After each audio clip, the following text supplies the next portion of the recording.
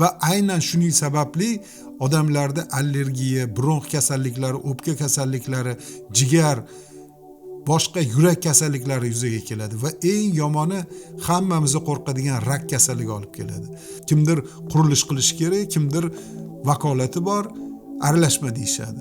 Xo'p, aralashmadik, oqibati nima bo'ldi? Nima bo'ldi? O'sha aralashma deganlar ham, o'sha tepasida turgan ham, hammangizni farzandlaringiz o'sha havodan nafas olyapti.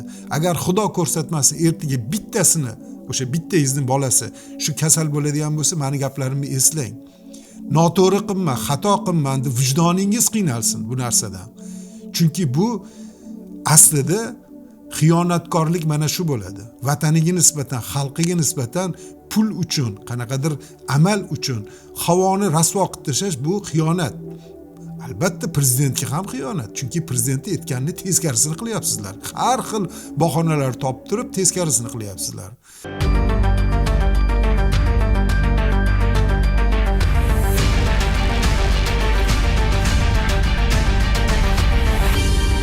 Assalomu alaykum azizlar. Bugun sizlar bilan vatanimiz uchun, shahrimiz uchun eng qadrli bo'lgan Allohning ne'mati havo haqida gaplashmoqchiman. Chunki men o'zim tibbiyotda tahsil olganman. Tibbiyotda ba'zi bir masalalarni juda ham yaxshi bilaman. Bundan tashqari men iqtisodni ham yaxshi bilaman. Har tomonlama Xudoga shukr bilimlarim yetarli. Ochig'i befarq bo'ladigan masala emas. Bu haqda ko'pchilikning oldida ham gapirgan edim.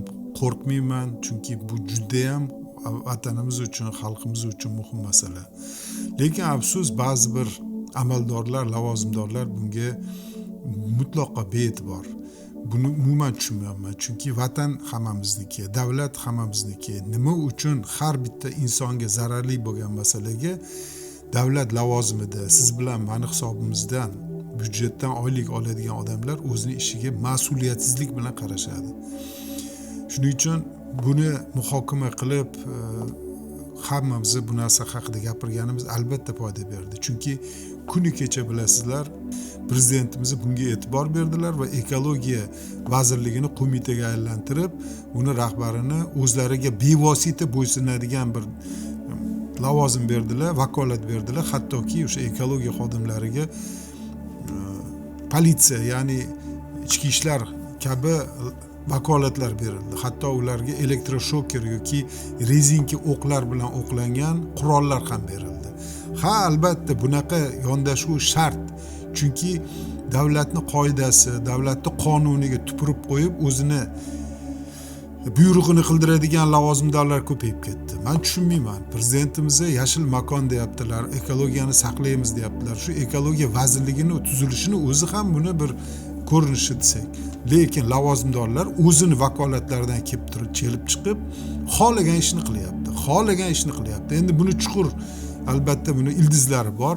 Bu yerda manfaat, shaxsiy manfaat, o'sha o'zini lavozimini saqlab qolish, xuddi bir narsani qoyil qilib qo'ygandek yoki bo'lmasam qanaqadir bir kulrang sxemalar orqali pul topish. Endi bu haqda o'ylashimcha prokuratura va ichki ishlar xodimlari va bunga mas'ul bo'lgan tashkilotlar jiddiyroq qarashsa yaxshi bo'lardi. Shaharning havosini rasvo qilib, o'zini manfaatini o'ylayotgan shaxslarga chora ko'rilishi bu bizni vakolatimiz emas. Bizni vakolatimiz faqat jamiyatni, xalqni, shifokorlarni fikrini etib, bu masalaga jiddiyroq qarashlarini iltimos qilish. Bitta narsani tushunmayman-da. Xo'p, lavozimingni saqlab qolding. Xo'p, ko'p pul topding. Har xil yo'llar bilan. Xo'p, mayli. Lekin o'zing nafas olyapsan-ku shu havo bilan. Farzanding nafas olyapti.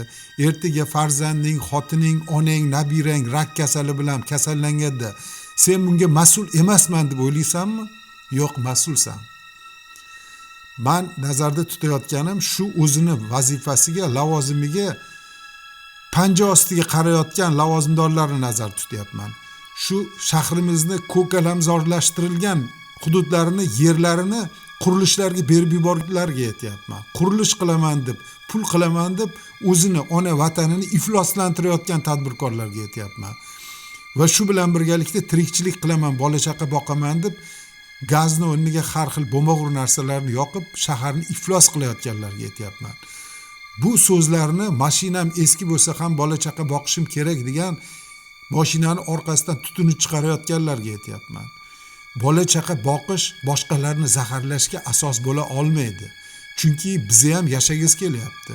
Mutlaqo aybi yo'q uyni ichida o'tirgan qariyani umrini qisqartirishi yoki yoshgina dunyoga endi kelgan bolani rak kasal bo'lishi o'zidan o'zi bo'lmaydi. Bunga aynan shu PM zarrachalari sabab bo'ladi. Ochig'ini aytaman, sizlarga sodda qilib tushuntirib beraman. Biz havo olayotganimizda burunni ustidagi shilimshiq parda va demak har xil qillar, sochlar, changni yirik qismini saqlab qoladi. Undan o'tgandan keyin bronxlarimiz orqali, o'pkalarimizda ham qaysidir bir qismlari filtr orqali saqlanib qoladi.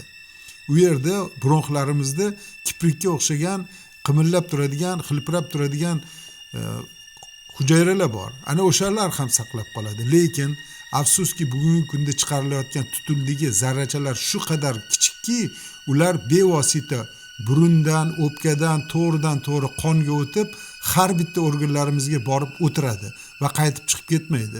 Va aynan shuning sababli odamlarda allergiya, bronx kasalliklari, o'pka kasalliklari, jigar, boshqa yurak kasalliklari yuzaga keladi va eng yomoni hammamizni qo'rqadigan rak kasalligi olib keladi.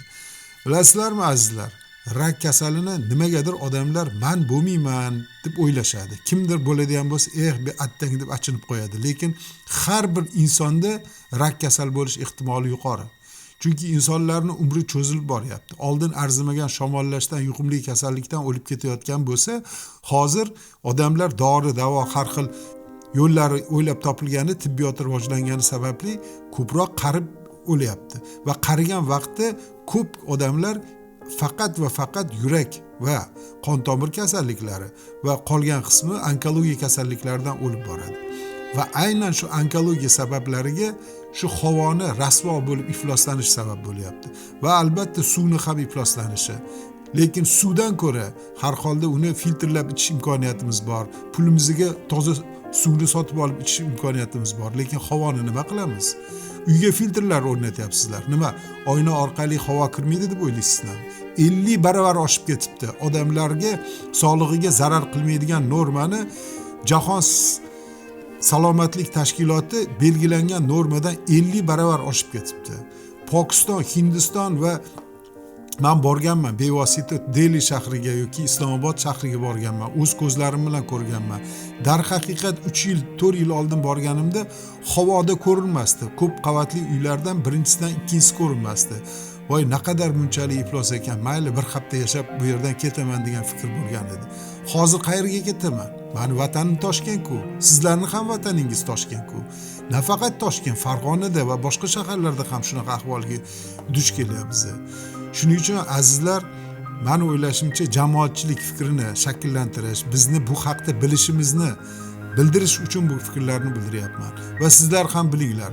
Men mutlaqo hukumatga, davlatga qarshi qayrash niyatim yo'q insonlarni. Lekin o'sha mashinaqa bahona bilan bizni og'zimizni yopmoqchi bo'lgan lavozimdorlarga gapiradigan gapim, haq so'z gapirilishi kerak. Jamoatchilik aqli bo'lishi kerak. Shundagina lavozimdorlar xohlaganini qilib, o'zini manfaatlarini o'ylagan holatda havoni bulg'ashdan to'xtaydi.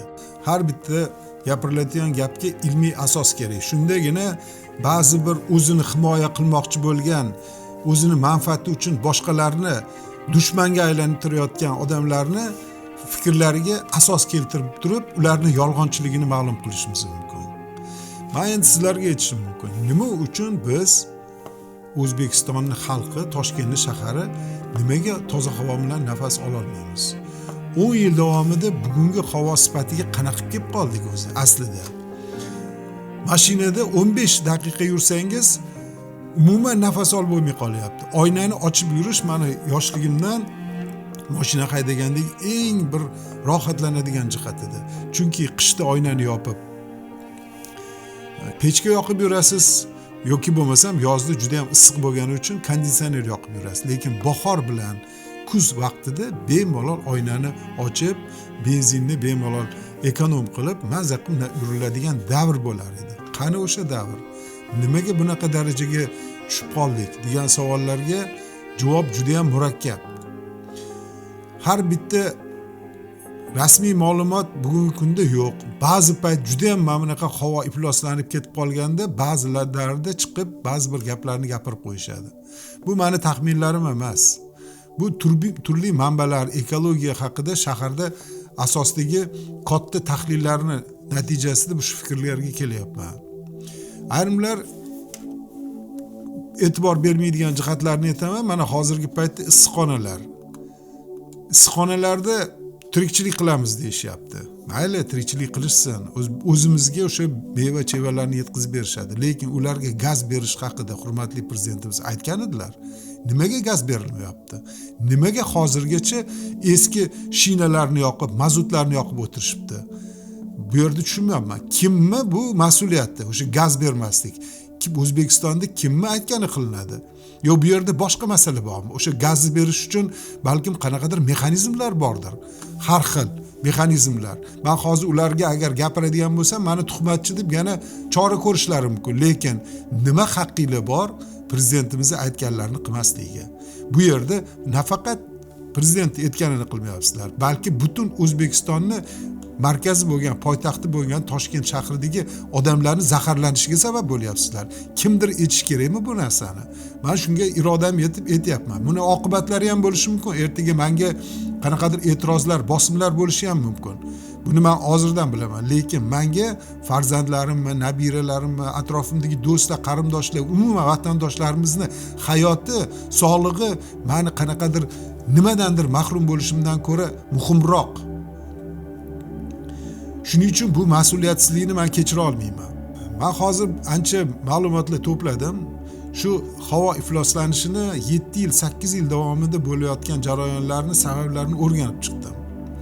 Bu yerda juda ham katta xato nuqtasi aynan O'zbekistondagi islohotlar davrida boshlangan. Yo'q, men islohotlarni ayblamoqchi emasman. O'zi aslida to'g'ri, chunki biz juda ham orqada qolib ketgan edik.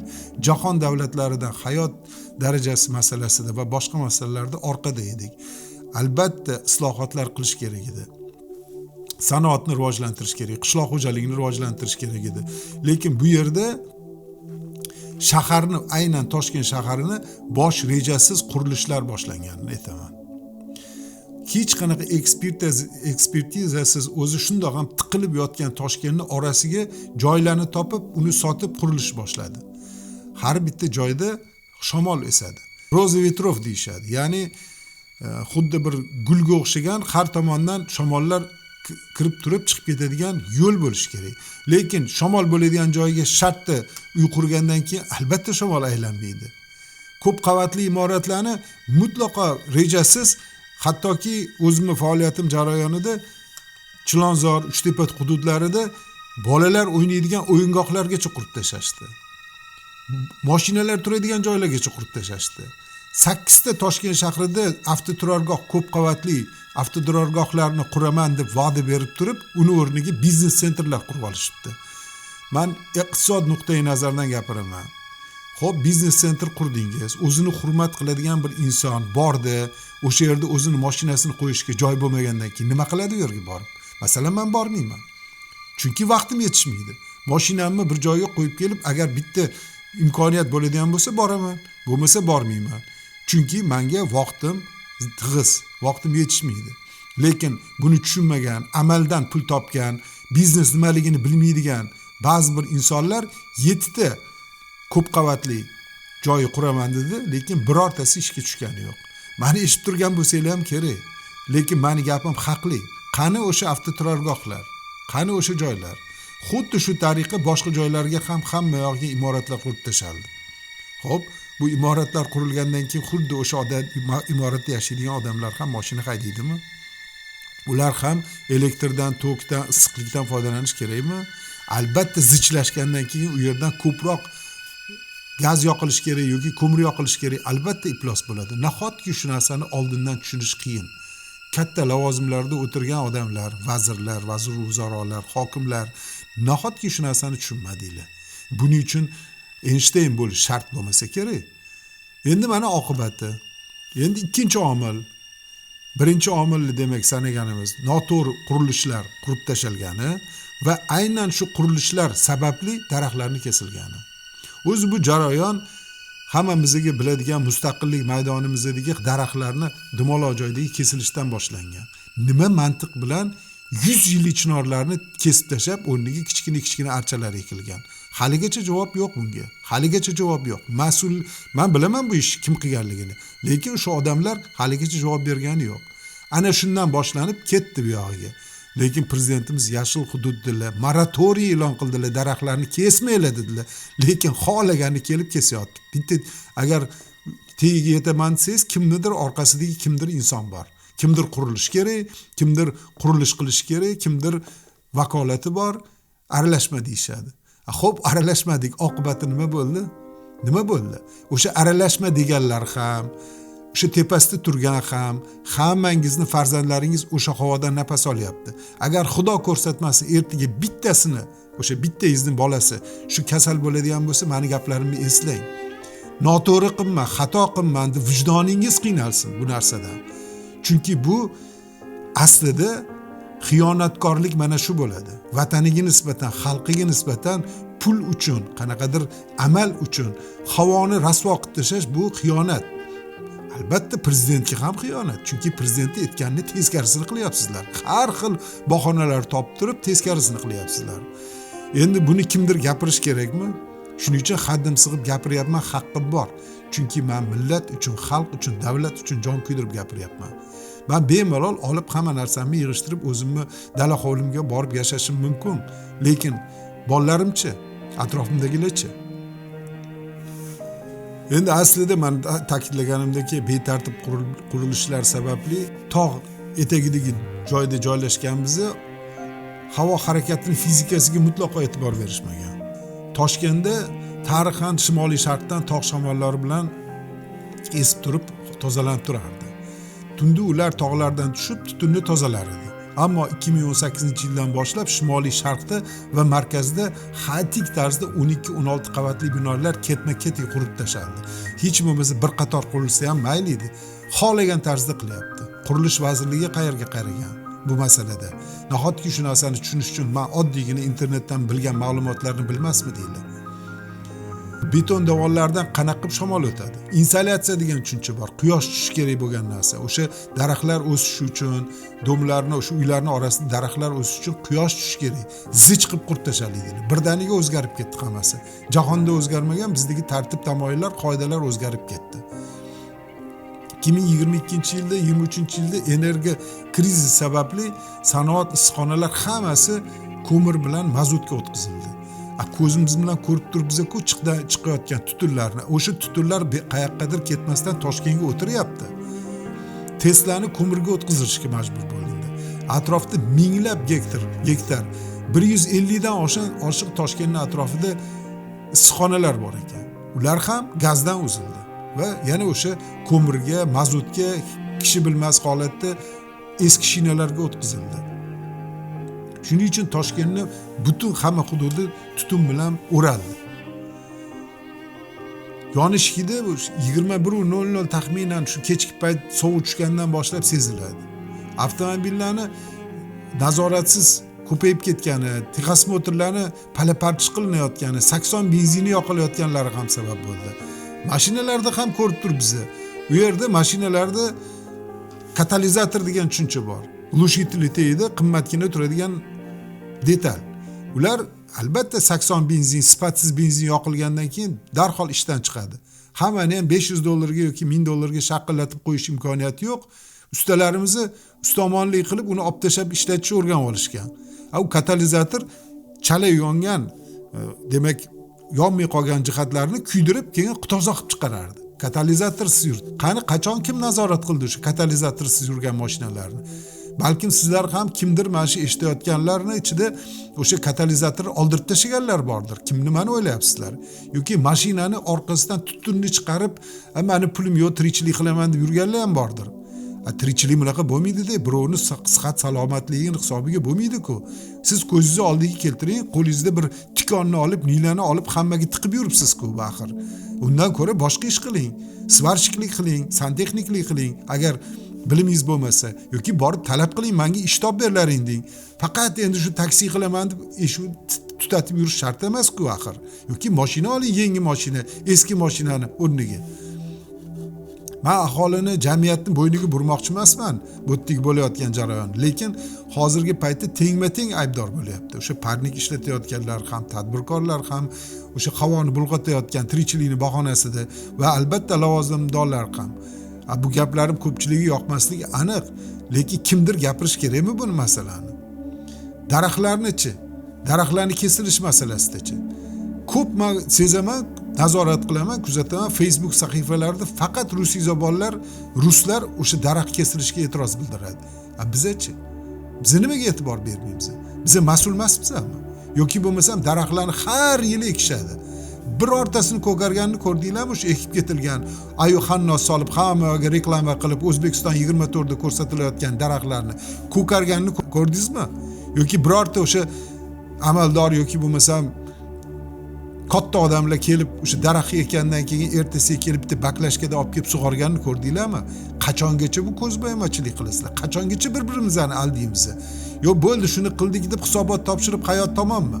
U ham qaysidir pulga kelgan-ku. Pulni ham xarajat qilgandan keyin 10 ta ko'chatni har yil ekkandan ko'ra bitta ko'chatni ekib, kimnidir mas'ul qilib o'shani ko'kartirgan yaxshi emasmi? Borini kesish masalasichi. 150 ta daraxt kesib tashlab, har bittasi $1000 turadigan daraxt ekin deb buyruq berib yuborgan odam. Nimaga $1000lik daraxt ekilish hozir zarur bo'lib qoldi? Balkim o'sha $1000 hammasini yig'ib turib, katta filtr qo'yish kerakdir. O'sha hammayon tutatayotgan elektrostansiyaga. Xo'p, ko'mir yoqishga majbur ekanmiz. $1 million ga o'sha filtrni qo'yish kerakdir balkim. Meni aqlim yetgan narsa sizlarning aqlingiz yetmaydimi yo boshqa gap bormi bu yerda?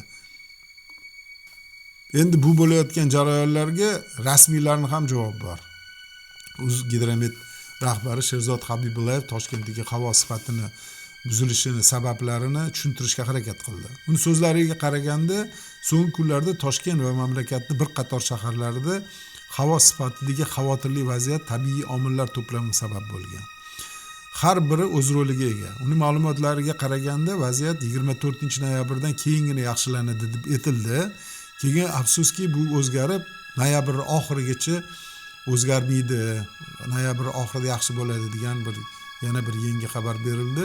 Buni asosiy sababi havo haroratining birdaniga o'zgarishi deb ko'rsatilyapti va sovuq havo yerga tushishi sababli havodan eski yuqoridagi havo eskisi yerda qolib ketgani deb tushuntirildi. Bu inversiyaga o'xshagan bir fizik jihat. Havo qatlamlari aralashmay turishi va PM10 kabi mayda zarrachalar yer yuzida to'planib qolishi deb tushuntirib berilyapti. Shu kabi vaziyat har yili noyabr-fevral oylarida Markaziy Osiyoning boshqa shaharlarida Olmaota, Bishkek, Dushanbeda ham bo'lib o'tishi haqida ta'kidlandi. Zo'r ekan-ku, noyabrdan fevralgacha, demak qish va kuzni oxirgi oy, 4 oy demak biz zaharli havo bilan nafas olishimiz kerak ekan. Yana bitta muhim omillardan biri yomg'irning yo'qligi deb sabab ko'rilyapti. Noyabr oyidan beri Toshkentda qariyb yomg'ir bo'lmadi.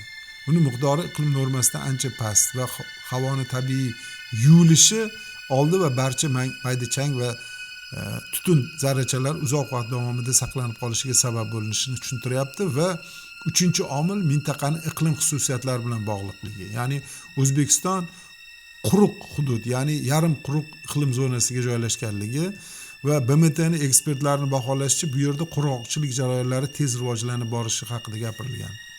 O'simlik qoplami kamayishi va xuddi men ta'kidlaganimdek global isish ta'sirida havoda chang tabiiy ravishda ko'payib, shamol kuchayganda yana yuqori bo'lishi haqida ta'kidlanyapti. Va bu yil bu jarayon sezilarli darajada kuchaygani, hatto nisbatan shamolsiz kunlarda ham PM ko'rsatkichlari odatdan yuqori bo'lishi haqida ta'kidlandi. Habibullayev kuzatilgan vaziyat vaqtinchalik va mavsumiy xususiyatga egaligini ta'kidlagan, barcha vakolatli idoralar vaziyatni doimiy nazoratda ushlab turib, zarurat tug'ilganda qo'shimcha choralarni tezkorlik bilan qo'llashga tayyorligini ma'lum qilgan. Bu masalada ko'rgan bo'lsanglar kerak, ko'chalarda favvoralar hozir qo'yilgan, mashinalarda daraxtlarga suv adashmasam 57 ga yaqin suv sepadigan avtomashinalar hozir shaharni qo'llab yuvib yurishga harakat qilyapti. Endi yaxshi albatta, bu yo'qdan ko'ra qabul qilamiz, lekin aynan shu yo'l bilan kurashish menimcha vaziyatni yaxshi tomonga o'zgartirishiga sabab bo'la olmaydi deb o'ylayman. Endi bunga chora ko'rish uchun odamni eng ozgina bo'lsa ham xotirjam qiladigan jihat, bundan 1 yil oldin vaziyat ancha yomon edi va ekologiya vazirligini ochig'i ko'pchilik joylarda nazar pisand qilmasdan hokimiyatlar o'z bilganini qilayotgan edi. Faqat Toshkentda emas, ko'p hududlarda buni kuzatib turganmiz va meni juda achintirgan jihat, bundan 1 oycha oldin aynan shu ekologiya qo'mitasini boshqarmalarini ham hokimiyatlarni bo'ysunuviga o'tkazilish haqida qaror chiqqan edi. Nafaqat ular, Mehnat vazirligi va ko'plab investitsiya boshqarmalari, ko'plab boshqarmalar bevosita hokimiyatlariga bo'ysunuviga o'tkazilish haqida o'qigan edim. Men achingan edim ochig'i. O'zi shundoq ham hokimlar xohlaganini qilayotibdi. Endi buning ustiga ekologiyani agar ularni bo'ysundiriladigan bo'lsa, nafaqat Toshkent shahrimizda, butun respublika bo'yicha hamma daraxtlar kesilib ketar ekan, o'rniga betonli uylar ko'payib ketar ekan degan fikrga keluvdim. Lekin xursand qilgan jihati, yaqinda bu jarayon menimcha davlat rahbariga ham yetib borgan, bo'layotgan jarayonlar, daraxtlar kesilishi, tutunni ko'payib ketishi va hech kim quloq solmayotganini sezganlar shekilli va o'zgartirib, vazirlikni qo'mitaga aylantirib, bevosita prezidentga bo'ysunadigan aylangani va ularga vakolatlari kengaytirilgani ozgina xotirjam qildi. Umid qilamizki, o'sha vazirdan maslahatchiga aylangan Azizjon bundan buyon sal qat'iyatliroq bo'lib, aynan xalq manfaatiga himoya qiladigan jihatga chiqishinglarni va xodimlaringlar ham ozgina qat'iyroq bo'lishini umid qilamiz va kech bo'lsa ham vaziyatni ozgina bo'lsa ham o'zgartirasizlar degan umiddamiz. Jamoatchilik sifatida biz yordam berishga tayyormiz. Bu masalada jamoatchilik nazorati juda ham yaxshi foyda beradi. O'sha kesayotgan odamlarni o'zini jazolaydigan tizim qilinsa va o'sha ma'lumot bergan, xabar bergan odamlarga ozgina bir himoya qilinadigan bo'lsa, o'shandagina hamma yoq joy-joyiga tushadi. Yoki bo'lmasam xuddi hozirgidek kech tushganda imijimida har xil bahona bilan kesib tashaverishadi. Qurilish bahona, yangi daraxt ekish bahona, 100 ta bahona bilan kesib ketaverishadi. Lekin jamiyat buni nazorat qiladigan bo'lsa, buni bartaraf qilishimiz mumkin. Va xuddi shu narsani o'sha noto'g'ri narsani yoqayotganlarga nisbatan ham ishlatishimiz mumkin. Mana hozir ko'rdim men. Olmaota shahrida bitta ayol pilisosni oldiga qo'l artadigan salfetkani oldi va shundoq oynadan chiqarib turib 1 minut ishlatib turdi. Shuni o'zida Olmaota shahridagi havoni qanchalik iflosligini aniqladi. Buning uchun juda bir qimmatbaho uskunalar, millionlab xodimlar shart emas. Odamlarni o'zi ham qilib tashlaydi, chunki ular ham o'sha havodan nafas olyapti. Ertaga kasal bo'lish ehtimoli bor. Bu aytmoqchimanki, bu faqatgina bir qo'mitani, vazirlikni mas'uliyati emas, butun O'zbekiston xalqining mas'uliyati. Bu masalada jiddiy qarash kerak. Yana bir jihatni aytib turib, ko'rsatuvimni yakunlamoqchiman. Esingizda bo'lsa, bundan 1 yil adashmasam muqaddam bir erkak metroda, endi nima desa bo'ladi, chiroyliroq qilib, malый dujda deydi-yu, choptirgan edi. Endi uni ham tushunish kerak, balkim kasaldir, balkim chidolmagandir, ishtoniga choptirib qo'ygandan ko'ra metroda choptirgan edi, lekin bu qilgan ishiga hamma salbiy munosabat bildirgani bilan shuni bahonasida metrolarda hojatxonalar ochilishi bo'ldi. Qiziq holat. Kimdir noto'g'ri ish qilyapti, lekin bunga uni jazolab, uni hammani qo'rqitish o'rniga chiroyli qadam qo'yildi. Ya'ni demak, metrolarda hojatxonalar bo'lish kerak deb metrolarda qo'yildi deb eshitdim. Men o'zim kirganim yo'q, lekin har holda bitta qadam bo'ldi. Va ikkinchi qadam, o'sha lavozimdor 155 ta daraxtga buyruq berib kestirib, o'zini o'rniga kesgan odamlarni jazolattirganini hamma kuzatib turibdi, hamma savol beryapti. Va aynan o'ylashimcha, shu qilingan ish sababli prezidentimiz ekologiya vazirligini va ekologiya vazirini o'zlarini yonlariga olib, ularning vakolatini kengaytirdilar. Ya'ni jazolash, qanaqadir taqiqlar qo'yish o'rniga takomillashtirish, demak xalq manfaati uchun nimadir qilish kerak degan bir qadam qo'yildi. Shuning uchun mutlaqo befarq deb ayblolmaymiz. Har holda eng yuqorida qanaqadir qadamlar qo'yilyapti, lekin quyi borgan sari vakolatlar ko'payib borayotgan shaxslar va bilayotgan bo'lsanglar kerak, kimni nazarda tutayotganimni xohlaganini qilyapti. Bu yerda mingta bahona bilan havoyimizni bugungi kunga olib kelishdi. Shuning uchun azizlar, men boshqa masala bo'lsa ko'p ham aralashavermayman, lekin bu darajadagi bir muhim masalaga befarqlik bilan qarashayotgani va butun millatni zaharlanayotganiga befarq qarab tura olmadim. Bu haqda fikrlarimni va kerak bo'lsa ilmiy yondashuv bilan tushuntirib berdim. Tibbiyot jihatidan, boshqa jihatlardan, ekologiya jihatdan buni qanchalik zararli ekanligi, oqibatlari haqida tushuntirib berdim.